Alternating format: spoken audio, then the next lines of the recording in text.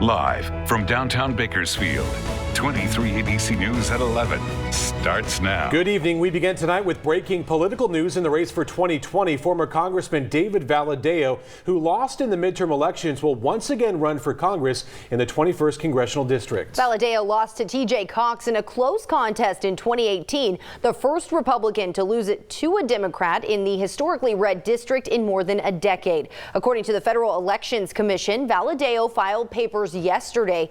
The three-term Republican congressman was defeated by Democratic challenger and Fresno businessman TJ Cox last November. The margin of difference was 862 votes in a race that wasn't called until November 28th of last year. Valadao was the first Republican to lose that race in decades. We, of course, are going to continue to monitor this race closely. You can follow along with the latest developments on our website, turn223.com. Another developing story, a portion of Highway 43 west of Delano closed in both directions at this hour following a deadly crash involving a semi-truck, that according to CHP. CHP says at least one person has died after that head-on crash with a semi-truck. It happened around 9:30 tonight on Highway 43 near Schuster Road. The driver of the semi-truck reportedly suffering only minor injuries. Crews were on scene to clear a car fire that reportedly was caused by the crash. Officials said both the northbound and southbound lanes of Highway 43 are closed, and there is no estimated time on when they'll reopen. This, of course, a developing story. We'll have the latest updates on our website, turn223.com. And California City Police are investigating a crash on Cal City Boulevard that left a woman dead. According to officials, around 1:30 this afternoon, police and fire department crews responded to a two-vehicle crash on Cal City Boulevard near Yerba Boulevard. Witnesses told police a white Toyota Camry crossed Cal City Boulevard and was struck by a Chevy Captiva. The driver of the Camry, a 71-year-old Cal City resident, was found unconscious and not breathing when officers arrived. Police and paramedics performed CPR on the woman, but she was declared dead at the scene. The name of the woman is being withheld pending notification of next of kin. The driver of the other vehicle was transported to a local hospital for non-life-threatening injuries. Speed and alcohol do not appear to be factors in the collision. The cause of the crash is still under investigation. Anyone who may have witnessed the crash is asked to call Cal City Police at 760-373-8606. We're continuing to follow the death of local business leader and car dealership owner Jose Arredondo, who was reportedly beaten to death at a condo while visiting Cabo San Lucas, Mexico. According to Baja California Sur state prosecutors, officials were called to a condominium in the small resort town of San Jose del Cabo for reports of a body showing obvious blunt force trauma. Prosecutors saying Arredondo was beaten to death. The U.S. State Department says they are monitoring the situation in Cabo and closely working with local authorities in the investigation, and they say they stand ready to provide all appropriate consular assistance. A multi-million-dollar verdict has been reached in a civil lawsuit filed against the Taft Union High School District, that following a shooting on campus that left one student injured and another behind bars. The shooting happened in 2013. Student Brian Oliver bringing a shotgun to school, opening fire, striking fellow student Bo Cleveland. Today, a jury handed down a verdict awarding Cleveland's family $3.8 million. Cleveland suffered extensive injuries in the shooting, but ultimately survived the ordeal. His family later filing a lawsuit saying the district was negligent and ignored repeated warning signs and threat assessments of Oliver's behavior. They argued the shooting could have been prevented if the school had taken appropriate action. Attorney Daniel Rodriguez, who represented Cleveland's family, saying it's been a long road, but they're feeling vindicated. And the Taft Union High School District releasing a statement tonight regarding the verdict. Officials saying there are simply no winners in this case. Today's verdict allows us to continue our healing as a community, and we likewise hope it will allow Mr. Cleveland and his family to do the same. While we continue healing as a community over the past few years, we've also learned, the district said in the statement, and grown in our approach to ensure the safest learning environment for our students, staff, and faculty. And Rodriguez telling 23 ABC that Cleveland continues to heal from his injuries suffered in the shooting, and he fights to stay strong every day. Oliver, the student who shot Cleveland, convicted on charges of attempted murder back in 2015, currently serving 27 years in prison. And we continue to track aftershocks from the two record-breaking earthquakes that rocked the Mojave Desert back on July 4th and 5th. So the strongest one today was a 4.6. That was just before 9 p.m. this evening up in Coso Junction. But in the past 24 hours, there have been more than 30 of those aftershocks in this region, and this is something that we will continue to track within the days coming. But as for temperatures here in Kern County today, well, we are tracking, well, today, temperatures were above seasonal, so it's 99 degrees was our high today. Just 1 degree above that seasonal average, 81 degrees right now. And these temperatures are down just a few from what we were feeling this time yesterday. So up in Lake Isabella, they are in the upper 70s and already down into the 60s in some of our south mountains. But tomorrow morning, get out as early as possible because these conditions that we've been feeling today, exactly the same tomorrow, 74 degrees at 7 a.m. But I'll let you know what you can expect as we head into the weekend coming up next. Coming up, Congress postponing a vote to impeach President Trump after recent controversial tweets. How the issue of impeachment is dividing members of the Democratic-led House. Coming up next. This moment of human kindness is sponsored by Dignity Health. Hello, human kindness. A local restaurant owner says it was a hand up that helped him launch his dream restaurant, and now he's trying to pay it forward by making a difference in the community. 23 ABC's Leslie Gooden joins us in studio with more on Barrington's Kitchen and how he's trying to spread a little human kindness. Leslie? Tim, Jess, having a restaurant to call his own was a dream for Barrington Lewis. And Lewis says it's thanks to an act of human kindness that he's able to live that dream every day. I caught up with Lewis today to find out more about what he calls his restaurant. Well, the full restaurant doesn't give me the feeling of what I'm trying to create. I want to create something where anybody can just walk up, feel welcome. Barrington Lewis is a Jamaican native, father of 3, and a former track runner at Bakersfield College, and now owner of this Jamaican spot, Barrington's Kitchen. Just off of Highway 99 on Ming Avenue, his place sits in the parking lot of the 99-cent store and PetSmart. But he says he's only here today because of an act of kindness. I was volunteering, coaching at West High School, and I cook for them every year. And one day I saw this big piece of metal behind the bleachers, all rusted out. And I asked, can I borrow that? And they said, well, you can take it if you can move it. It's the staple of the whole business right now. That piece of metal, now the spot where he whips up Jamaican Caribbean food 7 days a week. His goal is to bring people together. Yeah, just to have something different, a taste of something different. I like diversity, whether in terms of food or people, so to have something culturally or that provides that difference. For some, Barrington's Kitchen isn't just a place to drive through and pick up food. For some, it's their only meal. Very nice, very nice. For anyone to even give anything or even ask if you're hungry is very nice, you know, because not a lot of people do that. Thank you. Thank you for even thinking about the waste of food, because as we go places, there's so much food wasted that it's disturbing, you know. Lewis says he knows what it's like to be hungry, and that's why every day he never throws away food. Instead, he gives them to his customers who need it the most. You know, from a business standpoint, it's not the safest thing to do, but you know, it's discouraged, and I can understand why.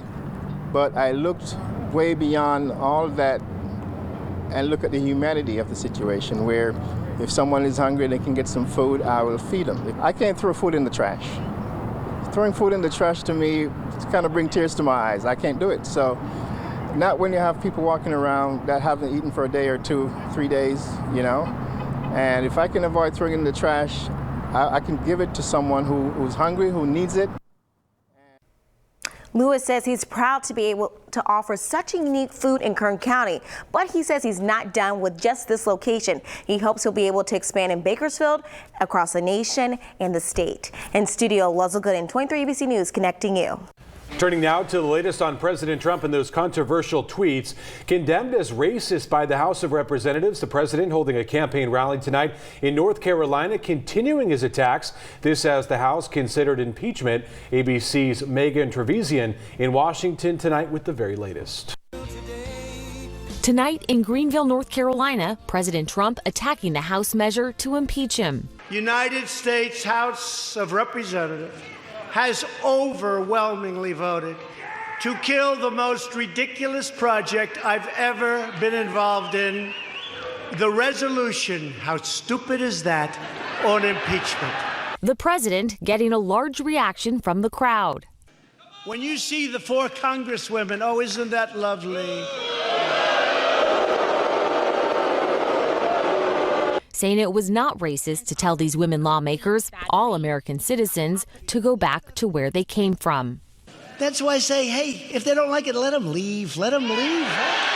The rally coming shortly after Democratic Congressman Al Green responded to Trump's tweets by filing articles of impeachment against the president. If you did what the president has done, you would be punished. What we have done so far does not fine him, and it does not remove him from his job. You would lose your jobs. The president cannot be above the law. The move, which was later tabled, frustrated Democratic leadership, who want to wait to hear special counsel Robert Mueller's testimony first before deciding to take any action. We have 6 committees that are working on following the facts in terms of any abuse of power, obstruction of justice, and the rest that the president may have engaged in. That is the serious path that we are on. Not that Mr. Green is not serious, but we'll deal with that on the floor. Meantime, former special counsel Robert Mueller is expected to testify in front of the House Judiciary and Intelligence Committees next Wednesday. Megan Tabrizian, ABC News, Washington. Well, in memory of Supreme Court Justice John Paul Stevens, who died Tuesday night at the age of 99, President Trump ordered the American flag flown at half-staff at the White House and other government facilities. Trump issued the order in a proclamation made this afternoon. Flags could be seen at half-staff this evening here in Bakersfield. According to the Supreme Court, Stevens died as a result of complications following a stroke he suffered on July 15th. He served on the High Court for nearly 35 years after being appointed by President Gerald Ford. He led the High Court's decision to allow terrorism suspects held at Guantanamo Bay to plead for their freedom in U.S. courts. He retired in June 2010 at the age of 90, the second oldest justice in the court's history. Another earthquake struck today near Ridgecrest. The USGS saying a magnitude 4.6 hit just north of Ridgecrest around 9 o'clock. This as the Red Cross getting ready to open a service center for people in that area tomorrow. The American Red Cross Service Center, the caseworkers there meeting with residents who have homes that have been verified to have been destroyed or have sustained major damage as a result of the earthquake that occurred July 4th in the Ridgecrest and Trona areas. Of course, the big one that happened after that. They'll discuss disaster recovery needs and work with residents to develop a recovery plan. The Red Cross Service Center, located at the Emmanuel Baptist Church, 1201 North China Lake Boulevard in Ridgecrest. The service center open tomorrow from 10 a.m. until 8 p.m. All right, let's go ahead and bring in 23 ABC's Allison Gargaro. Talk about our weather forecast. If you were outside this evening, definitely felt the breeze out there. It was kind of comfortable. It really was not too bad. That dropped temperatures down a few degrees from what we were feeling this time yesterday. So 81 right now here in Bakersfield. In downtown, we are tracking 8-mile-per-hour winds. And actually earlier this evening, it was up to 15 here on the valley floor. And that's exactly what we are seeing in our desert cities right now. 15-mile-per-hour winds in Mojave, 20 in Ridgecrest. Again, not as strong as what we were feeling just 2 days ago, but we are going to continue to feel this fresh air making its way into Central California, all thanks to our latest low pressure system that is going to be making its way into the Pacific Northwest. So in that area, they are going to be seeing showers. Won't be making its way this far south, but at least those winds are going to be keeping temperatures right on track with seasonal, very similar to what we were feeling today. And thankfully, air quality is going to continue to be in that moderate range with an AQI of 54 tomorrow. And if you are planning ahead for your lunchtime, well, up to 91 degrees by noon, 93 by 1 p.m. So that means tomorrow afternoon is going to be right on track with seasonal. Yet again, a high of 99 degrees here in Bakersfield tomorrow. And it looks like Lamont and Arvin are going to be topping off in that 100-degree mark range. Up in the Kern River Valley, they will be in those mid-90s and then mid-80s into Tehachapi, Lebec, 79 as a high in Pine Mountain Club. And most of the desert is going to be holding on to those upper 90s, but it does look like Ridgecrest will be topping out at 102 tomorrow. And as we head into your Friday, well, dry weather is going to be the story yet again, but we are going to be seeing a fresh onshore flow, and that's actually going to be bringing winds back up to potentially 35 to 40 miles per hour in our desert cities, similar to what we were feeling on Tuesday. And that is going to keep temperatures actually below seasonal. If you can believe it, in the middle of July, temperature is going to be at 90 95 degrees by Friday. But then we are going to be warming up beginning on Sunday. And look at this. Those hot temperatures are back. The return of the triple digits here in the valley on Monday. The Kern River Valley will be down to 90 degrees by Friday, but then up to the upper 90s by Wednesday. And actually, our mountain and desert cities are tracking the chance to see some isolated thunderstorms as early as Tuesday night and into Wednesday. That would be some monsoonal moisture. And again, that's something that we will be tracking as we get closer. But let's not talk about the triple digits yet. Just those below seasonal temperatures for your Friday. So nice tonight. Yeah, nights like tonight. Yeah. It's we'll like take the July summer night. Yeah, it's great. I would love to be outdoors. Yeah, gorgeous. Well, in sports, we're all wondering, do the Aussies bat counterclockwise? Oh my Or do they go like... Tim, they don't. Oh, they bat just like us. Well, they bat just like some Bakersfield boys, and we're going to be talking to a team, the Pacific Stars, who are eager to face those Australian baseball players who are in town later this week. And no, Tim, they don't bat counterclockwise. Loving the toilets going the other way, too. Welcome back to 23 ABC Sports. Well, all the way from down under to play some baseball in Bakersfield is a few Australian teams who are in town finishing up the World Baseball Showcases, getting a taste of the West Coast and a taste of Kern County.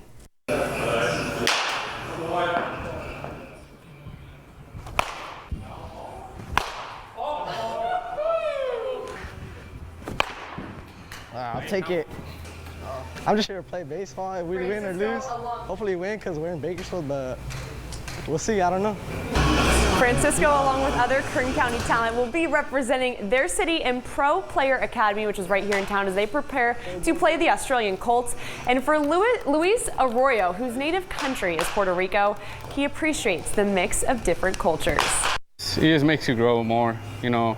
You're not only playing the sport, you're also making brotherhoods and meeting new people and new friends, you know, making friends everywhere, like all over the world. They're on our field, on our home, so we got to show them what we can do. It's gonna be a little bit of competition, but having fun at the same time. Yeah, this is a unique experience for those Aussies, but also for the CSUB runners as they keep an eye on potential international talent. Assistant CSUB coach said baseball is baseball everywhere you play, so there's nothing really different to expect on the field from the Aussies, but the local players had a chance to learn some Aussie slang while building relationships with the Colts. Just being on the field and, you know, you go hit a double and then you're talking to the shortstop over there and he's got this funny accent you never heard before. I think just kind of building relationships, I mean, that's pretty much what baseball is all about. Well, we just had a kid on a recruiting trip this weekend. He kept saying heaps. It means a lot. We got heaps of ball players out there. Good job, Coach Johnson. Well, he also mentioned the high energy and fun that the Aussies bring to the baseball field, and the American accents may be rubbing off on some of the Colts ball players with all that time they've spent here in the States. Great job, guys. Great job, guys. Come on, Liam, get yourself a hit now. Is that good? Yeah, that's pretty good, Blake. And those two teams, they will face each other on Friday at CSUB. And for a full game experience, it's going to be a fun one. So feel free to check out that international matchup right here in Bakersfield. Well, just a day after the Condors signed defenseman Jake Kulovich and forward Jacob Stukel to AHL contracts, they're adding two more names to the roster, some new names to bring to Condorstown. Right winger Anthony Peluso signs a one-year deal, 148 games he's spent in the NHL with stints on 3 different teams and over 200 games in the American Hockey League. And he's playing, or most recently having played with Stockton Heat. The Condors, they also signed defenseman Vincent Desharnais, who was recently drafted by Edmonton in the 7th round, 183rd pick overall. He totaled 29 points during his career at Providence College. Well, tonight we're excited because we're welcoming in the newest member to our 23 ABC family and our sports team, Matt Lively. You'll see him during the week in anchoring sports on the weekend, and he's here right in time to talk about the latest addition over at Bakersfield's historic Memorial Stadium. Matt? Thanks, Carrie. Yeah, I'm very excited to be here at 23 ABC and right here in Bakersfield. And hey, I'm even more excited to cover the Renegades football team this season at Bakersfield College. And for some of you who have been longtime fans, things might even look a bit different for you this season. When the Bakersfield College Renegades kick off their football season on September 7th, it's going to be on some brand new turf. The artificial field is in the process of being installed, giving the field a new look and a few new benefits, according to Athletic Director Sandy Taylor. It does reduce injuries, and that's sort of contrary to what people think. But the research has shown with all the improvements that it does reduce injuries. It's a little easier to make sure you have the best surface and the consistent surface to play on week in and week out. And it gives us an opportunity to brand a little bit more. BC went with a traditional green field, red end zones, and as Taylor says, nothing over the top. It has the players amped up for opening night. Well, so far it's been all positive reactions and excitement and energy. It's already energy because they're getting ready to start their football season, but then to see all the work and the new field going in, it's just beautiful. And so far it's been exceptionally positive. The field, which is phase 1, will be done right before the season begins. Phase 2, which will renovate the seats, concessions, and scoreboards, will begin in early 2020. In the Live Center, Matt Lively, 23 ABC Sports, connecting you. Love to bring in my new member, and let's just say he's going to liven up sports. Matt Lively, what a name. There we go. Yeah. Good to see another guy around here, too. I know. Oh, he's not alone anymore. I know. Oh, yeah, we love it. We're excited for Matt to be here. We'll be right back. One final check of the forecast, right, Allison? Beautiful. Hey, it's Mike. And Alyssa. Join us for 23 ABC, first at 4:30. Fighting Against Alzheimer's. We'll have details on the event that aims to raise awareness. And it's mid-July, but cooler air is coming. What that means for temperatures this weekend on 23 ABC, first at 4:30. Welcome back. Allison, I don't know what you did, but felt like an ocean breeze tonight. Yeah. Moved into Bakersfield. It was not bad at all, and that is actually going to be continuing as we head into your Thursday, Friday, as well as on Saturday. So tomorrow, temperatures very similar to what we were feeling today. A high of 99 degrees here in Bakersfield. So right on track with seasonal, but we are going to be seeing these winds increase. So by the early morning hours tomorrow, 20-mile-per-hour winds in Mojave, but actually as we head into your Friday, as our next storm system moves into the Pacific Northwest, that's going to be picking winds up significantly. So if you can believe it, that will make temperatures drop below seasonal across Kern County beginning on Friday, a high of 95 for us here, and then up to 96 on Saturday. And then we can just stop the forecast on Sunday, maybe. Keep the 90s here for as long as possible. Yes, I like that plan. Do not speak of Monday before the weekend. No. All good. It's it for us at 11. Thanks for being with us. Good night.